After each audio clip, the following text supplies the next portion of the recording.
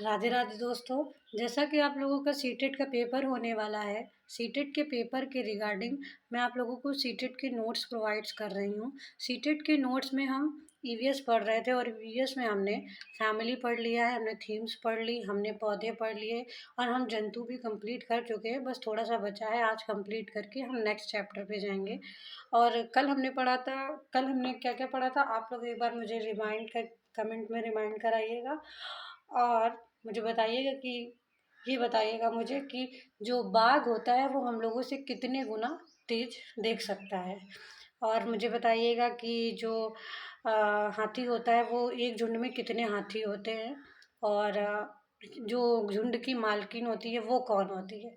ठीक है, आइए हम आगे बढ़ते हैं। आज हम जलीय जंतु के बारे में पढ़ेंगे। सबसे पहले पढ़ते हैं डॉल्फिन के बारे में। डॉल्फिन जो होती हैं ये पानी में एक दूसरे से संपर्क करने के लिए आवाज़ें निकालती हैं। मतलब जो ये संपर्क एक दूसरे से बनाती हैं वो आवाज़ों के थ्रू बनाती हैं। और जो डॉल्फिन है, भारत की राष्ट्रीय जलीय जीव जो है वो गंगा डॉल्फिन है। कौन सी डॉल्फिन है? गंगा डॉल्फिन है। फिर आता है व्हेल। जो ब्लू व्हेल है पृथ्वी की सबसे बड़ी जीव है। कौन है? पृथ्वी की सबसे बड़ी जीव है। यह बच्चों को जन्म देती है और इसकी उम्र कितने साल है? 90 साल है। इसकी उम्र कितने साल है?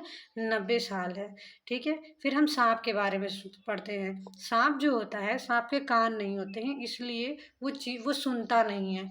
और वो क्या करता है? चीज़ों को कंपन के थ्रू यानी वाइब्रेशन के थ्रू फील करता है। तो हम देखते हैं कि जब जो सपेरा होता है वो बीन बजाता है और सांप उसी डायरेक्शन में ऐसे डांस करता हुआ दिखाई देता है।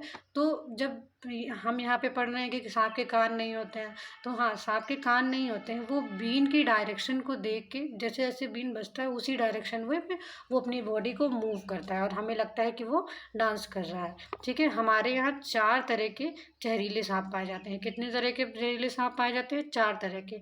करेत, कोबरा, दुबई और अफाइका। और ये बहुत इम्पॉर्टेंट है, आपके पेपर में पिछली बार भी पूछा जा चुका है। फिर आता है कि सांप जो होता है वो जब किसी को काटता है तो उस जो शरीर में जहर फैलता है वो उसके 2 खोखले दांत होते हैं, उनसे शरीर में जहर जो है वो पहुंचता है।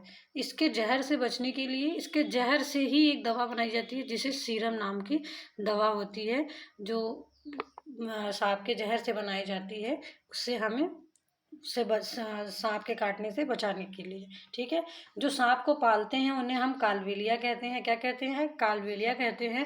और कालबेलिया जो है वो जो डांस करते हैं वो सांप जैसे जैसे सांप मूव करते हैं वैसी वाला ही डांस को फॉलो करते हैं। ठीक है, सांपों को किसान का मित्र कहा जाता है क्योंकि ये खेतों में चूहों से बचाने की कोशिश करते हैं। जो खेत होते हैं उनको चूहों से बचाने की कोशिश करते हैं। ठीक है, जो कालबेलिया जात के रोशन नाथ जी हैं वो अपनी जाति के मशहूर मतलब बहुत मशहूर हैं। वो जहरीले से जहरीले सांप को बहुत आसानी से पकड़ लेते हैं।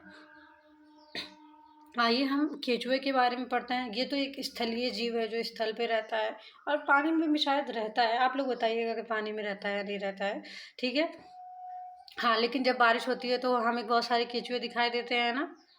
केचुआ जो है वो जमीन में छेद बनाकर मिट्टी को मुलायम बनाता है। केचुआ जो है जमीन में छेद करता है और वो मिट्टी को मुलायम बनाता है क्योंकि इससे जो है जमीन, जब जाहिर सी बात है छेद करेगा तो मिट्टी में हवा और पानी जाएगा तो अपने आप ही मिट्टी की जो उर्वरा शक्ति है वो बढ़ेगी।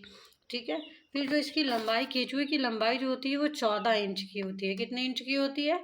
14 इंच की होती है। और इनकी ये 8 साल तक जीवित रहते हैं। कितने साल तक जीवित रहते हैं?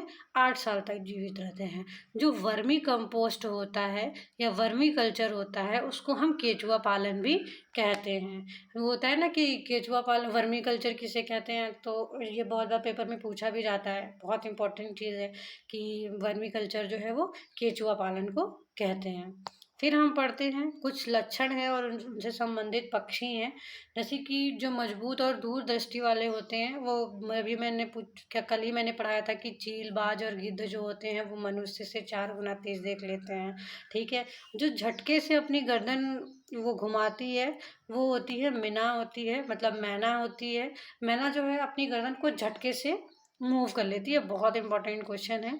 जो मैना है वो अपने गर्दन को झटके से मूव कर लेती है, और जो उल्लू होता है वो अपनी गर्दन को पूरी तरीके यानी 360 डिग्री में यानी पूरी तरीके से मूव कर लेता है।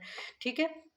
फिर हम कुछ इंपॉर्टेंट फैक्ट पढ़ लेते हैं जो आपके पेपर में किसी न किसी तरीके से पूछा ही जाता है, क्योंकि आपके पेपर में 15 नंबर का फैक्ट पूछा जाता है और 15 नंबर का पैथोलॉजी पूछा जाता है। तो हम पढ़ते हैं। कौवा जो होता है वो अपना घोंसला जो है स्वयं बनाता है, लेकिन जो कोयल होती है वो अपना घोंसला नहीं बनाती है। और कोयल क्या करती है, जो अपना घोंसला है वो क्या करती है, अपने अंडे जो हैं वो कौवे के घोंसले में रख देती है। ठीक है। जो सोन चिड़िया है उसको हम दर्जी चिड़िया भी कहते हैं। सोन चिड़िया जिसे हम दर्जी चिड़िया भी कहते हैं, वह घोंसला जो है वो सिल कर बनाती है। ठीक है। फिर जो आप लोगों ने देखा होगा कि बगुला जो होता है वो भैंस की पीठ पर बैठकर जाता रहता है। तो जो बगुला है वो भैंस की पीठ पर बैठकर सैर नहीं कर रहा होता है। वो क्या करता है, भैंस की पीठ पे जो होते हैं छोटे छोटे परजीवी होते हैं। ठीक है। तो वो जो छोटे छोटे परजीवी होते हैं उनको खाने की कोशिश करता है, और छोटे छोटे कीट होते हैं उनको खाने की कोशिश करते हैं। तो जो बगुला होता है वो एक परजीवी का उदाहरण है। आप लोग ये चीज़ लिख लीजिएगा, जो बगुला है वो किसका उदाहरण है, परजीवी का उदाहरण है। क्योंकि किसी जो भैंस है उसके ऊपर जो कीट होते हैं उनको खाने की कोशिश, यानी परजीवी है, यानी किसी के ऊपर है। ठीक है। तो बगुला कैसा है, परजीवी है। ठीक। फिर मोर जो है वो सर्वाहारी का उदाहरण है, या हमारा राष्ट्रीय पक्षी भी है। ठीक। पैंगुइन ने जो पैंगुइन है वो ना उड़ने वाला पक्षी नहीं है। ठीक है। वह केवल बर्फीले इलाकों में वह जो होता है, हमने देखा है कि बाहर जहाँ बहुत ज़्यादा बर्फ, बहुत ठंडा इलाका होता है वहाँ पैंगुइन रहता है। पैंगुइन होता है वो उड़ नहीं पाता है। ठीक है। वो क्या होता है, जो बर्फीले इलाके में होते हैं वहाँ पर झुंड में रहता है। ठीक है। जो पैंगुइन होता है वो पानी में तैरता भी है। ठीक। फिर हम पढ़ते हैं कि जानवरों पे अलग अलग पैटर्न उनकी त्वचा पर बालों के कारण होते हैं। देखा होगा कि जो डॉगीज होते हैं उनके जो बॉडी पे बहुत सारे पैटर्न बने होते हैं। तो वो पैटर्न उनकी बॉडी पे नहीं बने होते, वो उनके हेयर जो होते हैं, उनके बाल होते हैं, उनके बालों की वजह से वो पैटर्न दिखते हैं। आप लोगों ने देखा होगा कि भैंस में बहुत मतलब भैंस का कोई भी जो उसके बॉडी पे किसी भी तरीका का पैटर्न नहीं दिखता है। क्यों? क्योंकि उसकी त्वचा में जो होती है वो दिखती है। जिनकी त्वचा होती है ना, उनमें जिनके शरीर में बाल नहीं होते, मतलब उनकी जो त्वचा होती है उनमें ज़्यादा बाल नहीं होते, बहुत कम बाल होते हैं। तो इस वजह से उनमें जो है भैंस में, कोई भी भैंस या फिर गाय में तो होता है, कुछ गायों में मतलब पैटर्न दिखते हैं पर कुछ गायों में नहीं दिखते हैं। ठीक है। तो वो उनकी त्वचा के कारण होता है ऐसा। वैसे गाय में मैक्सिमम पैटर्न होते हैं। और भैंस ही एक ऑप्शन है जहाँ पे मतलब उसकी त्वचा में बाल नहीं होते, इस वजह से उसका कलर एक ही रहता है, मतलब उसमें कोई भी पैटर्न नहीं दिखते हैं। तो उसकी त्वचा जो उसका कलर एक ही जैसा होता है, मैक्सिमम एक जैसा होता है। फिर जिन जानवरों के कान और शरीर पर बाल होते हैं वो बच्चों को जन्म देते हैं। ये इम्पॉर्टेंट फैक्ट है, आपके पेपर में पूछा जाता है कि जिनके कान मतलब बाहर की ओर होते हैं और शरीर पर बाल होते हैं वो बच्चों को जन्म देते हैं, और जिनके कान नहीं होते हैं, जो मतलब छेद वाले होते हैं, वो जानवर जो है वो अंडे देते हैं। ठीक है। फिर पक्षी की आँख उनके सिर पर होती है। जो पक्षी होते हैं उनकी आँख उनके सिर पर होती है, और सिर के दोनों ओर छोटे छोटे छेद यानी कान होते हैं। ठीक। अब एक मधुमक्खी पालन हम पढ़ लेते हैं, ये भी इम्पोर्टेंट है, पेपर में पूछा गया है। आप लोग चाहे तो देख लीजिएगा एक बार प्रीवियस क्वेश्चंस को। सिलेबस कंप्लीट हो जाएगा तो हम प्रीवियस ईयर क्वेश्चन भी करेंगे। मधुमक्खी पालन जो होता है वो नवंबर से फरवरी तक किया जाता है। कब तक किया जाता है? नवंबर से फरवरी तक किया जाता है। और यह कार्य जो है वो भारत में पंजाब, हरियाणा, जम्मू कश्मीर, हिमाचल प्रदेश और बिहार में होता है। कहाँ पे होता है? भारत में पंजाब, हरियाणा, जम्मू कश्मीर, हिमाचल प्रदेश और बिहार में होता है। आज हम लोगों ने ये चैप्टर कंप्लीट कर लिया है। हम लोगों ने सांप के बारे में पढ़ा, हमने डॉल्फिन के बारे में पढ़ा, हमने कीचुए के बारे में पढ़ा, और भी कई हमने जानवरों के जो पैटर्न होते हैं, उनके शरीर में बाल होते हैं, उनके बारे में पढ़ा।